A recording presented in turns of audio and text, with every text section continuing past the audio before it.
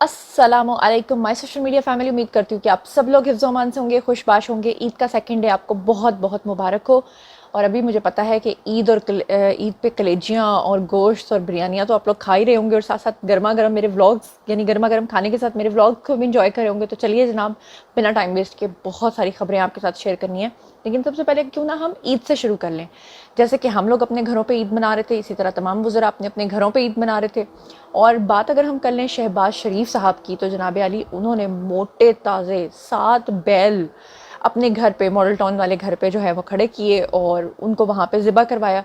और फिर उसके बाद उन्होंने क्या किया, उसके बाद उन्होंने आर्मी चीफ़ के साथ जाकर पारा चनार, जो कि अफ़गानिस्तान के पास एक बॉर्डर लगता है, वहाँ पर फ़ौजी जवानों के साथ उन्होंने नमाज ईद अदा की। वहाँ पे जाके उन्होंने ख़िताब भी किया। उनके साथ जो है शहबाज शरीफ के साथ इसहाक डार भी थे, वज़ीर दिफा यानी कि ख्वाजा आसिफ भी थे, मरियम औरंगज़ेब साहिबा भी थीं, और बहुत सारे लोग जो हैं जो आजकल के दिनों में चैमगोइयाँ कर रहे थे। चैमगोइयाँ किस चीज़ को लेकर कर रहे थे? वो कह रहे थे कि इस्टेब्लिशमेंट के दरमियान और पीडीएम के दरमियान थोड़ी सी दूरियां आ गई हैं।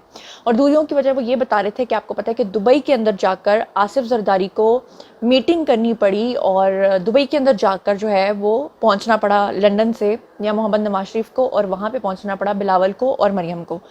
तो इस चीज़ के चलते जो है वो सब लोग ये समझ रहे थे कि शायद आप पीडीएम का कोई ना कोई मसला एस्टैब्लिशमेंट के साथ हो गया। लेकिन शहबाज शरीफ साहब की जो बॉडी लैंग्वेज नज़र आई, उसके बाद जो है बहुत सारी चीज़ें जो है वाज़े हो गई कि ऐसा कुछ भी नहीं है। ख़ास तौर पे आर्मी चीफ का मूड जो है वो बड़ा खुशगवार दिखाई दिया और बड़ा पुरअज़्म दिखाई दिया, और सब लोग एक पेज पे खड़े हुए दिखाई दिए।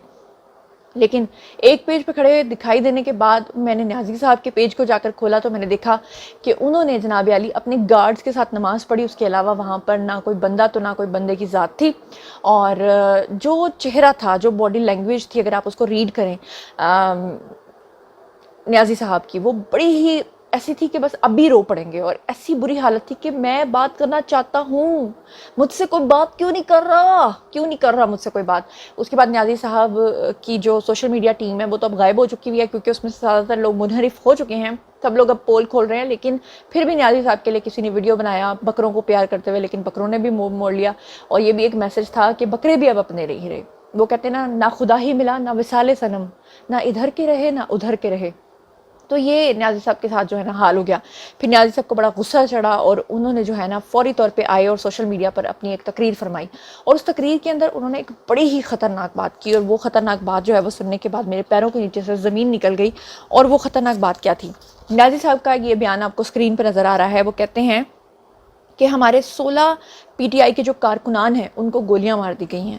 और ख़ास तौर पे वो कहते हैं कि ये सब कुछ 9 मई से लेकर अब तक हुआ है। 16 पीटीआई के कारकुनान को गोलियां मारी गई हैं, 8 दीगर जो हैं इसमें मारे गए हैं। और वो कह रहे हैं कि बाकी जो है वो खौफ के मारे छुप गए हैं, और 50 को गोलियों से ज़ख्मी किया है। ओए खुदा दा ना न्याजी साहब, तुसी किहो जिहियां गल्लां करते हो। यानी बंदा पूछे कि 9 मई के दिन आपको हमने वीडियोस दिखाए हैं कि लोगों ने बकायदा डंडे बरसाए हैं फौजियों के ऊपर, उनकी गाड़ियों को, उनके ट्रक्स को आग लगाई है, उनके ट्रक्स की चाबियां निकाल के दूर फेंक दी हैं, और उनको वहाँ पे खड़ा करके अल्लाह माफ़ करे इतना मारा है, और फौजी तनसीबात के ऊपर हमला किया है। लेकिन फ़ौजियों में से किसी एक ने भी किसी शख्स के ऊपर, किसी सिविलियन के ऊपर गोली तो दूर की बात है, डंडा भी नहीं चलाया। और न्याजी साहब क्या फरमा रहे हैं कि हमारे 50 लोगों को गोलियां मारकर ज़ख्मी कर दिया है, कितने सारे छुप गए हैं, और कितनों को गोलियां मार के हलाक कर दिया। मैं तो हैरान हूँ कि न्याजी साहब इस तरह की तकरीर कहाँ बैठ के, क्यों बैठ कर फरमाते हैं। और फिर मुझे जो है ना अल्ताफ़ हुसैन की याद आ जाती। अल्ताफ़ हुसैन को भी कभी कभी तकरीर आती थी, और वो भी किसी को भी बिठाकर कोई भी तकरीर फरमा दिया करते थे, और फिर फाइनली उनके ऊपर पाबंदी लगी थी। बहरहाल हम लोग चलते हैं जनाब जी अगले पॉइंट की तरफ, क्योंकि पॉइंट्स तो मैंने आपके साथ डिस्कस करने ही हैं, तो ख़बरें बहुत सारी हैं जनाब जी। सबसे पहले मैं आपको बता दूं कि पाकिस्तान को आईएमएफ से जो है वो डील तय करने के लिए 2.5 अरब रुपए मिलने की तवक्को है। और ये जो 2.5 अरब रुपए हैं ये वो हैं जो कि जब मुआहिदा तकरीबन ख़त्म हो जाता है, जो 9वां जायज़ा है मुकम्मल नहीं होता, तो उसके बाद वो फिर क्या होता है कि मुख्तसर स्टैंड बाय मुआहिदा होता है ये। तो आपको पता है कि आईएमएफ ने पाकिस्तान को जलील करने की कोई कसर नहीं छोड़ी। उन्होंने हर मुमकिन कोशिश की, वज़ीर आज़म ने उनको रिक्वेस्ट की तो उन्होंने जनाब پہلے پاکستان کے جو وزیر خزانہ ہے ان سے پوچھا کہ جناب اگر ہم آپ کو پیسہ نہیں دیتے تو کیا پاکستان ڈیفالٹ کر جائے گا؟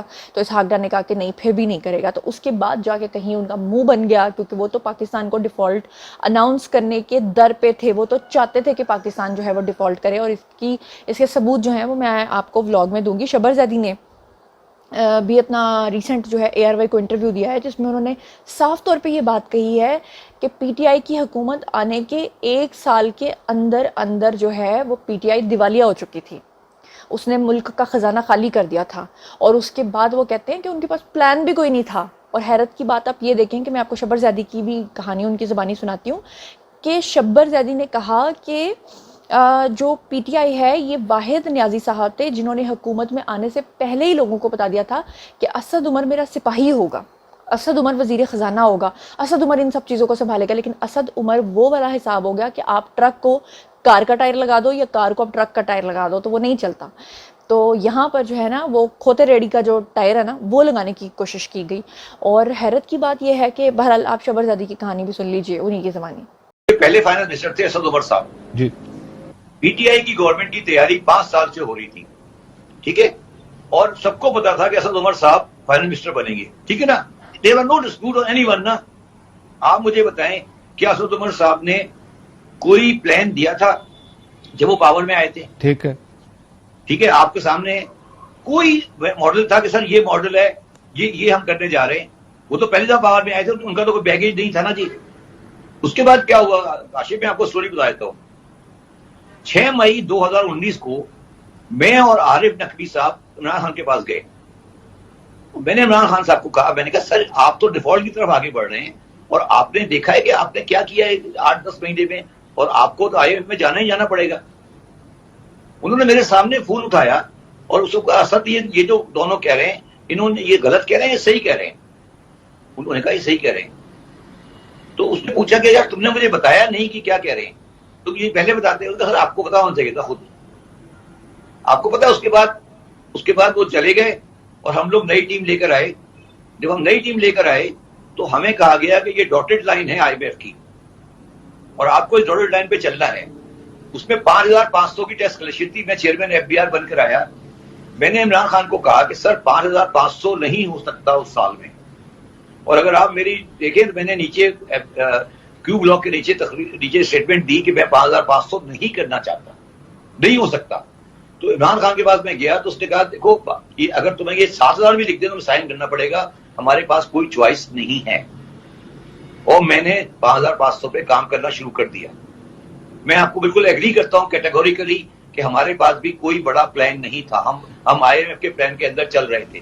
بہرحال آپ نے سن لیا ہے, اور اب جو ہے امید تو کی جا رہی ہے کہ پاکستان کو جو ہے وہ سٹینڈ بائی معاہدے کے تحت جو ہے 2.5 ارب روپے ملنے کی توقع ہے.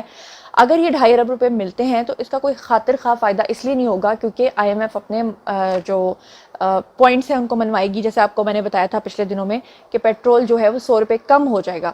لیکن اگر آئی ایم ایف کے ساتھ معاہدہ ہوتا ہے تو ایسے میں پھر آئی ایم ایف یہ نہیں کرنے دے گا, کسی صورت نہیں کرنے دے گا. لیکن پاکستان کی اس وقت معاشی صورتحال ایسی ہے کہ مجبوری میں ان کو بہت ساری باتیں ماننی پڑ رہی ہیں. دوسری طرف میں آپ کو بتا دوں کہ یو اے ای کے ساتھ جو ان کا معاہدہ ہوا ہے پاکستان کا, اس کے تحت جو ہے وہ 1 ارب روپے آنے کی امید ہے. اور اس کے علاوہ جو ہے وہ سعودی عرب نے بھی 2 روپے کہہ رہی, پاکستان کے لیے تو خیر 2 روپے کے برابر ہی ہوا نا, ایک ملک چلانے کے لیے 2 ارب کوئی بھی اہمیت نہیں رکھتا.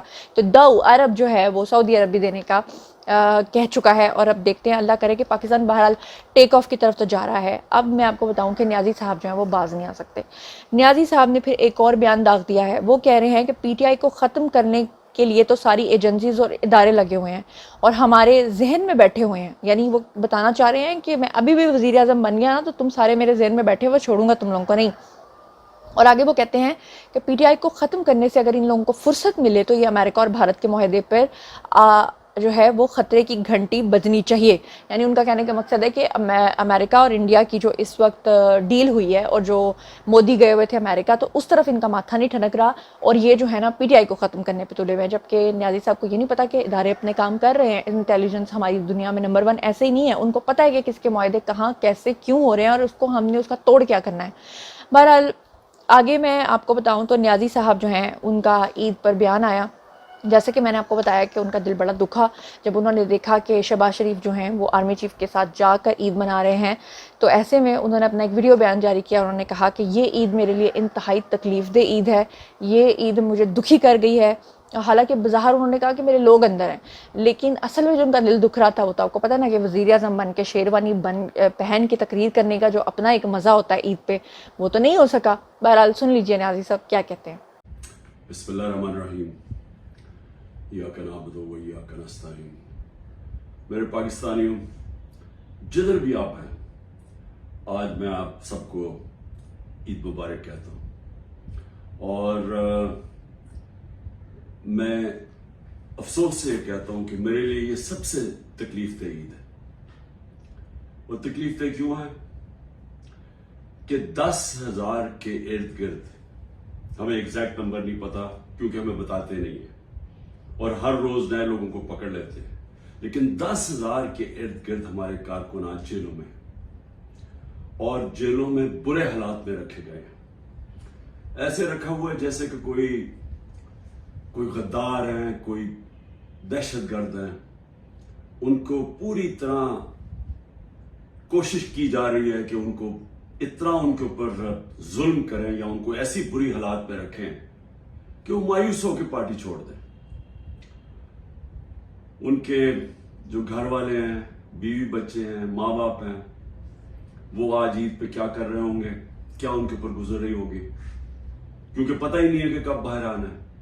ایک بیل سے ہوتی ہے, باہر نکلتے ہیں, پولیس پکڑ کے پھر سے لے جاتی ہے ان کو جیل میں, کوئی اور ان کے اوپر کیس بنا دیتی ہے. جی, تو آپ نے ان کا بیان سن لیا. دوسری طرف نیازی صاحب بیچارے جو ہیں ان کو آج کل جو ہے وہ مکھیاں بڑی دکھائی دیتی ہیں. نماز پڑھ رہے تھے تو اچانک گھٹنے کے پاس مکھی نظر آئی تو پھر مکھیوں کو بھی اڑانے لگ گئے.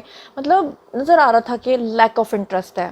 منہ میں کچھ نہیں پڑھ رہے تھے, کچھ نہیں بول رہے تھے, بس چپ کر کے نا جیسے آپ وہ کرتے ہیں نا ایکسرسائزز کرتے ہیں یوگا کی, بس اسی طرح سے وہ کر رہے تھے.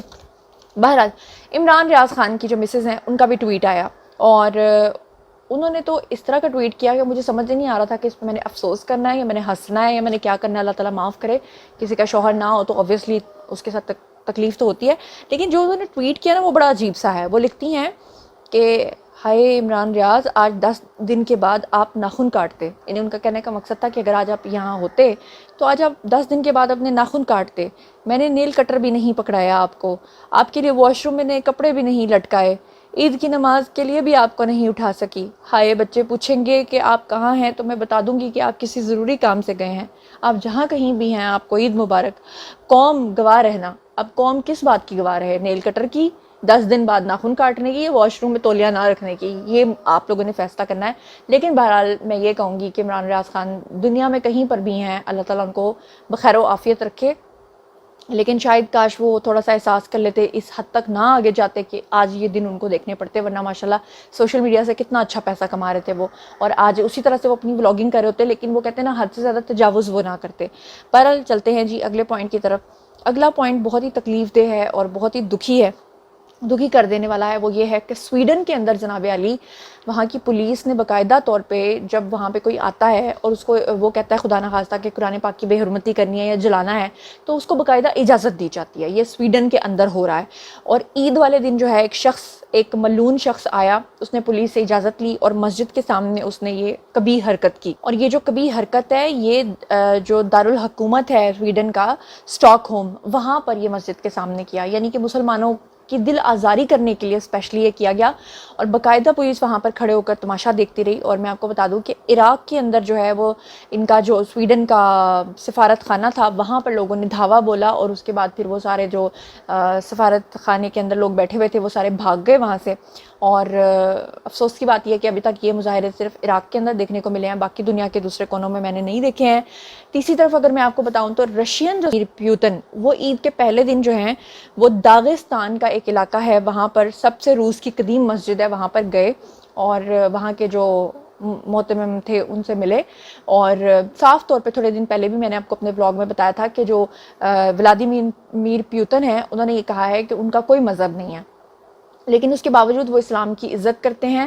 اور اگر آئندہ سے, کیونکہ اس سے پہلے ماضی میں رشیا کے اندر یہ سب چیزیں ہوتی رہی ہیں, لیکن جب سے رشیا کے مسلمان ممالک کے ساتھ دوستی ہوئی ہے تو انہوں نے اپنی اس چیز کو نظر ثانی کی ہے.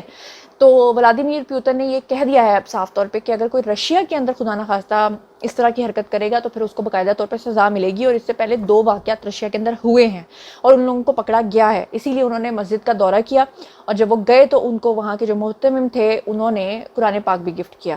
تو بہرحال انہوں نے کہا کہ میرے لیے یہ صرف ایک کتاب ہے، میں اس کو پڑھوں گا تو نہیں، کیونکہ ہدایت تو اس کو آتی ہے جو ہدایت مانگتا ہے. لیکن بہرحال اچھی بات یہ ہے کہ کم از کم انہوں نے اس چیز کو کنڈیم تو کیا. اچھی بات یہ ہے کہ وہ یہ تو کہہ رہے ہیں کہ آئندہ اگر ہمارے ملک میں کسی نے یہ کیا تو اس کو بخشا نہیں جائے گا.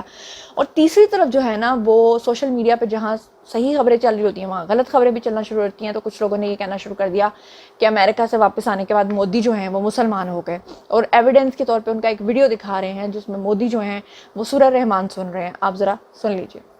القرآن خلق الإنسان علمه البيان الشمس والقمر بحسبان النجم والشجر يسجدان. جی تو آپ نے دیکھا. تو یہ میں آپ کو بتا دوں کہ مودی جو ہے نا یہ ان کی ایک چال ہے. بیسیکلی انڈیا کے اندر جو مسلم اور دوسرے جو کمیونٹیز ہیں ان کے فسادات، آپ کو پتہ ہے پچھلے دنوں کرسچنز کے فسادات پھوٹے ہیں، تو اب مودی کی یہ کوشش ہے کہ مسلم ووٹ کو وہ اپنے ساتھ رکھیں. اپنے ساتھ کرنے کے لیے انہوں نے شریعت کے اندر چھیڑ چھاڑ کی ہے نعوذ باللہ. اور وہ کیا کیا کہ ٹرپل طلاق، یعنی کہ 3 دفعہ اگر کوئی آدمی کسی عورت کو طلاق دے دیتا ہے تو شرعی طور پر اس کی طلاق ہو جاتی ہے. لیکن مودی نے انڈیا کے اندر یہ قانون ختم کر دیا ہے. اپنی طرف سے وہ مسلمان عورتوں کو اس بہکاوے میں لے رہا ہے کہ جیسے بھارتی خواتین جو ہوتی ہیں، ہندو جو ہوتی ہیں، ان کو طلاق نہیں ہوتی، وہ اپنے شوہر کو خود طلاق دیتی ہیں. اسی طرح آپ کو بھی 3 دفعہ اگر کوئی طلاق دے دے تو آپ کو طلاق نہیں ہوگی. تحفظ کے نام پہ وہ مذہب کو بگاڑنے کی کوشش کر رہا ہے، دین اکبری لانے کی کوشش کر رہا ہے. اور اسی کے نتیجے میں اس نے یہ حرکت کی کہ وہاں پر اس نے کچھ لوگوں کو بلایا اور انہوں نے ریسائٹ کیا، اور یہ سن رہا تھا، اور لوگوں نے یہ کہہ دیا کہ شاید مسلمان ہو گیا. جناب مسلمان نہیں ہوا. جو منافق ہوتا ہے وہ دل سے ہمیشہ منافق ہی رہتا ہے. بہرحال چلتے ہیں جی اگلے پوائنٹ کی طرف. تو ایک طرف آپ دیکھیں کہ جہاں دنیا کے اندر اس طرح کی بے حرمتیاں ہو رہی ہیں، وہیں پر دنیا میں اللہ تعالیٰ کے جلوے آپ کو نظر آتے ہیں اور طرح طرح کے رنگوں میں آپ کو نظر آتے ہیں. جنوبی افریقہ کے اندر یہ واقعہ پیش آیا ہے جہاں پر ایک پادری تھے، اور وہاں جو پادری تھے وہ بہت ہی یعنی کہ نا اپنے مذہب کے مطابق نیک آدمی سمجھے جاتے تھے. اور وہاں پہ ان کے جو لوگ تھے 1 لاکھ کے قریب ان کے فالوورز تھے جو ان کو بہت زیادہ مانتے تھے. تو یہ جو پادری ہیں ان کو رات کو خواب آتا ہے اور ان کو خواب میں بشارت ہوتی ہے اور ان کو کہا جاتا ہے کہ اب تم سفید کپڑے پہنو، کلمہ پڑھو اور مسلمان ہو جاؤ. تو یہ اس چیز کو اگنور کر دیتے ہیں. اس کے بعد دوبارہ سے ان کو خواب آتا ہے اور اس طرح ان کو کئی دفعہ خواب آتا ہے اور پھر آخر میں ان کو سختی سے کہا جاتا ہے. تو اس کے بعد یہ ڈر جاتے ہیں، خوف زدہ ہو جاتے ہیں کہ یہ ایک ہی خواب مجھے بار بار کیوں آ رہا ہے. اور پھر یہ اس خواب میں پوچھتے ہیں کہ کیا میں مسلمانوں والے کپڑے پہنوں، کیا میں کلمہ پڑھوں. تو ان کو کہا جاتا ہے ہاں. اس کے بعد یہ اپنے 1 لاکھ لوگوں کے فالوورز کے سامنے جاتے ہیں اور ان کے سامنے یہ بات رکھتے ہیں اور کہتے ہیں کہ بھئی اگر میں نے یہ اسلام قبول کیا تو پھر کیا آپ لوگ بھی میرے پیچھے سب لوگ اسلام قبول کرو گے. اور ان کے پیچھے سب لوگ کلمہ پڑھ لیتے ہیں. سبحان اللہ. آپ دیکھیں کہ جتنی زیادہ دنیا کے اندر جو ہے وہ اسلام کو روکنے کی کوشش کی جا رہی ہے اتنا اسلام پھیل رہا ہے. اور پھر یہ جو صاحب ہیں جو آپ کو اسکرین کے اوپر نظر آ رہے ہیں، ان کا نام تھا جی رچمنڈ، اور اب انہوں نے اپنا نام جو ہے ابراہیم رکھ لیا ہے. اور سعودی عرب کی جو شاہی فیملی ہے انہوں نے ان کو شاہی پروٹوکول کے تحت جو ہے ان کے پیروکاروں کو حج پہ بلایا ہے اور وہاں پر جا کر انہوں نے حج ادا کیا. ابھی ان کو اسلام قبول کے ہوئے صرف 3 مہینے گزرے ہیں. انہوں نے اس طریقے سے حج پرفارم کیا کہ کہنے والے کہتے ہیں کہ سبحان اللہ کہ لگتا ہی نہیں تھا کہ یہ انہوں نے اسلام جو ہے ابھی نیا نیا قبول کیا ہے. تو جناب علی یہ تھیں آج کی ساری خبریں. اور لاسٹ میں آپ کو بتا دوں کہ پاکستان کے اندر جو ہے وہ پی ٹی آئی باز نہیں آ رہی ہے. آپ کو گزشتہ ولاگ میں بتا چکی تھی کہ انہوں نے ٹویٹر کے اوپر ایک ٹاپ ٹرینڈ چلایا ہے. اس ٹاپ ٹرینڈ کے اکارڈنگلی انہوں نے یہ کہا کہ پاکستان کا جھنڈا آپ کو جہاں نظر آئے اس کو جلاؤ، نظر آتش کرو اور پی ٹی آئی کے جھنڈے کو وہاں پہ لگا دو. پھر آپ نے دیکھا کہ میدان عرفات کے اندر ایک شخص جو ہے وہ جھنڈا لے کے چلا گیا، کسی نے دھوتی باندھ لی، کسی نے کچھ کیا. لیکن اب تو حد ہی ہو گئی ہے. ایک ویڈیو کسی نے سوشل میڈیا پہ وائرل کیا ہے جس میں وہ پاکستان کے جھنڈے کو نظر آتش کرتے ہوئے سائیڈ پہ پی ٹی آئی کا جھنڈا دکھا رہے ہیں. حالانکہ اس کا سافٹ ویئر بہت جلدی اپڈیٹ ہو جائے گا، زیادہ دور نہیں ہے. لیکن بہرحال یہ تھیں آج کی خبریں اور امید کرتی ہوں کہ آپ کو پسند آئی ہوں گی. اب باری ہے جی آپ لوگوں کی. آئیے کامنٹ سیکشن میں مجھے بتائیے کہ ان تمام خبروں کے بارے میں آپ کا کیا سوچنا اور سمجھنا ہے. جو کچھ بھی آپ سوچتے سمجھتے ہیں آئیے کامنٹ سیکشن میں شیئر کیجیے، پرسنلی جواب دوں گی. مزید خبریں، ولاگز، انٹرویوز اور سیاسی تجزیے جاننے کے لیے میرے ساتھ کنیکٹڈ رہنا ہرگز مت بھولیے گا. چینل کو سبسکرائب کر لیجیے گا. اپنا بہت خیال رکھیے گا. اللہ نگہبان.